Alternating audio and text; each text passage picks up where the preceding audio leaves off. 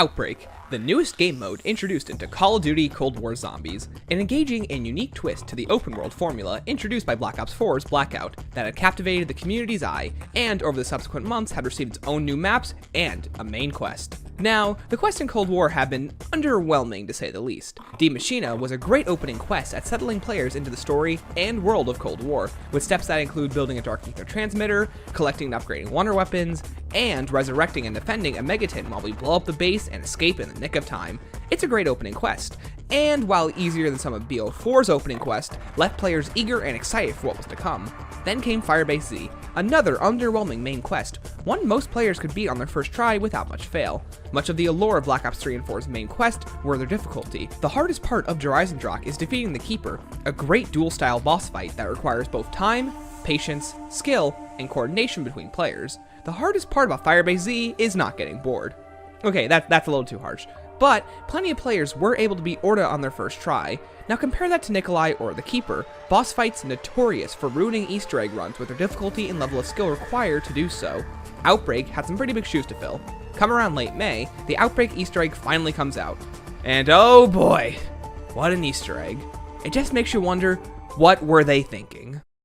Alright, before we go over what's wrong with the egg, let's go over how to beat it in a pseudo Easter egg guide style way. This is going to be quick, so let's just try to keep up with me for a bit. Step 1. Get to World 3 and hunt down a radio transmitter, activate the transmitter, and then hunt down and allocate 3 frequency boosters to the frequency the main transmitter is set to. Activate the radio and collect this beacon. Complete the map's main objective, and once you reach the anomaly area, activate the beacon and call Samantha. Now, move on to World 4 and hunt down 4 stone monkey statues. Each one has a chance to give you microfilm slides. Once you collect the slides, locate the map's projector, activate the projector, and complete the map's main objective.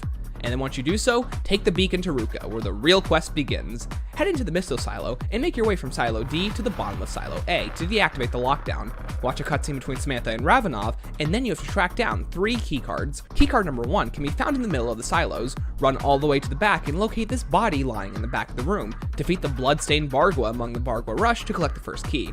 The second key can be found in Silo B. At the bottom of the silo is an Ethereum crystal box. Activate the box and begin collecting crystals from the shards on the walls. Once you've found 20, return them to the box, and then take the canister to Silo D, where you can activate it and trade the canister for the keycard within the jellyfish. Finally, run into Silo A and collect this essence trap. Throw it under this ethereal monkey, capture it, and collect the key. Now activate the missile sequence using these glowing buttons, and begin the boss fight. Shoot Legion in the chest with your long-range weapon enough, then destroy the 3 orbs that spawn around him, and bada bing, bada boom, you're done. It's not a particularly long egg, as it doesn't have a whole lot of steps, but brevity is a soul of wit, I suppose. The egg itself doesn't sound particularly hard, and it incorporates a lot of what makes Outbreak unique and interesting, so why is this main quest so fundamentally flawed? Well, after that lengthy introduction, let's begin. The main quest itself is an extremely bland fetch quest until you reach the silo, with the radio step being a mere copy-paste of the radio objective that can be found randomly on each map, and the monkey hunt is just there to waste time. I really don't think hunting down these tiny stone monkey statues was a good choice. It just seems to pad for time and distract players until it's actually useful on World 4. If I was designing the Easter egg, I would have had the microfilm slides earned after completing the main objective, or after defeating a unique bounty event, because running around and looking for monkeys really sucks. But at least during the radio event, you're fighting the undead horde. And not only that, I would have included way more steps leading up to World 3, because in the normal Easter egg, you play through the first 2 worlds like regular Outbreak. It's pretty boring. In my perfect world, I would have had the first randomly assigned map you can complete the Maxis radio event on, and then once you call Samantha and interact with the beacon, you are then set on a predetermined set of maps, completing different objectives before finally ending up on Ruka at map 5, with a unique objective being found on each map, with the map order being Duga, Alpine, Galova, and then finally Ruka. It just doesn't make sense why Treyarch decided to only include 2 steps before you end up on Ruka. I actually quite like the egg once you arrive there though, but why 75% of the egg is all backlogged until the end, I really don't know. This is probably done because the team at Treyarch believes Outbreak is more about the journey rather than the destination, and wanted the quest to be a passive objective rather than how demanding main quests are on typical maps. The next issue is the standard zombie speed. Once you reach Wave 5, Outbreak zombies will begin to reach their maximum speed. This is probably done for a few reasons. 1, it lessens the time it takes for zombies to reach the player because of how big the maps are. 2, it prevents players from simply running away from zombies. And 3, it's just to increase difficulty. Now, all of this is fine and dandy, Nickel, But when inside the missile silo, players are forced to combat extremely fast zombies in a close quarter environment, leading to very frustrating experiences as players are forced to constantly deal with the zombie horde. There's a reason no one tries to beat Black Ops 4's Easter eggs past round 51. This issue is also compounded with the armor system, especially once you enter the boss fight. It's super annoying if you lose your armor while inside the silo, because the method to reobtain the armor is extremely irritating, especially for first-time players who might not be familiar with which silo the armor stand is actually in, because each silo is nearly identical to each other. If they just included these facilities like pack, armor, and perks in the middle of the whole silo, I don't think I would have had this much of an issue. This is also a problem in the boss fight, where you don't even have access to the armor stand, unlike Die Maschine and Firebase Z, which both have their boss fights in places where the armory is nearby. Then there's the enemy spam. Now, in normal Outbreak, the enemy spam isn't really that bad, especially in wide areas where it's quite manageable. But once you reach the silo, and especially the boss fight, you become quickly overrun by every enemy type imaginable. To start, there's super sprinting zombies, both dog varieties, Tempest, Manglers, Megatons, Barguas, and Panzer Soldats, with over half of them, well, actually no, all of them if you include the guts that the zombies throw at you, having ranged abilities. The enemy variety is like the Chaos storyline gameplay from BO4, but completely on crack. Enemies constantly bombard the player, especially in the boss fight, where your armor's durability is essentially a joke. And because there's no easy way to replenish your armor, the player is required to kill surrounding zombies in the hopes of reobtaining it. And then there's the boss fight itself. Now, in Cold War, there are two systems that reduce player damage: zombie armor and distance. If a zombie wears armor, player damage is essentially cut in half, and if the zombie is a certain distance away from the player, damage is cut by another 2/3. So if players want to consistently do damage to Legion, they have to get extremely close to him while avoiding projectiles, his outbreak zones, dogs, and super sprinters. So basically, if you want to beat the boss fight, you'll only be able to use an assortment of the same 5 weapons because Cold War's weapon balance is a literal joke.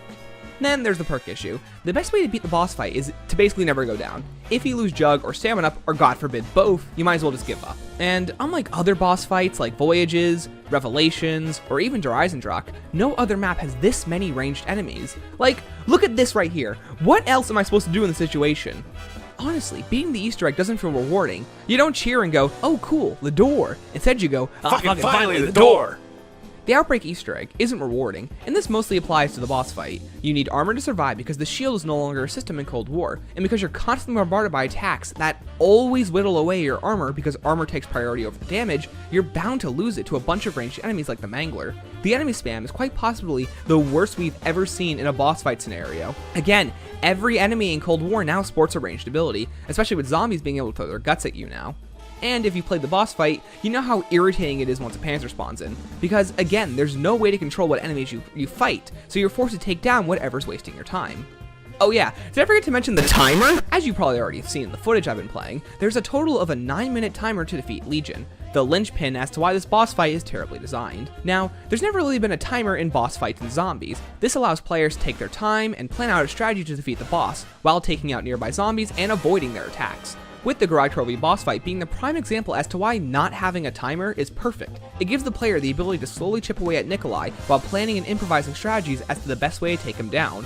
In Outbreak, the player is forced to defeat Legion in about 9 minutes, which is actually quite a lot of time, until you realize that you lose 30 seconds waiting for the boss to spawn in, time waiting for the boss to teleport, time spent escaping the zombies, and then the time spent fighting off all the other special enemies like dogs, manglers, panzers, and megatons. And, look at this! When you have to destroy the 3 orbs that spawn around Legion, if you're grabbed by a Bargua, like I did in this clip, then you lose precious time you're supposed to be spending defeating the boss, and now you have to take out his armor to even get him back into the phase where you can shoot the orbs all over again. Oh yeah, did I forget to mention how terrible it is picking yourself back up in Outbreak? An issue my friends and I have is that if you go down in the silo, how else are you supposed to pick yourself back up? If you lose Jug, you run into an endless cycle where it's impossible to buy anything because each individual zombie kill gives you a maximum of 35 points, making point progression extremely slow, and if you go down before the boss fight even begins, you'll find yourself having to kill zombies for quite a while to build back points so you can buy your perks again. Honestly, Outbreak requires you to play flawlessly, and in a game as easy as Cold War, it demands a lot from players who needed an Easter egg boss fight as hard as Shadows, and not one as hard as IW's Mephistopheles. Overall, Outbreak's Easter egg is a complete failure in terms of balance and overall structure. It's extremely bland until you reach Ruka, and once you do, super sprinters, enemy spam, and overall inability to pick yourself back up make the boss fight a game of chance. Will Legion spawn in the right places? Will you not have a Panzer spawn in? Who knows? But but I believe that Treyarch had the ability to create an amazing Easter egg, one that involved great puzzle solving, fun enemy ambushes, and a difficult but balanced boss fight that challenges players, but doesn't ruin the overall experience. Instead, we've got a terribly balanced and not well thought out Easter egg that reminds people more and more how shafted Zombies has been this year. Killing blow! Hoorah!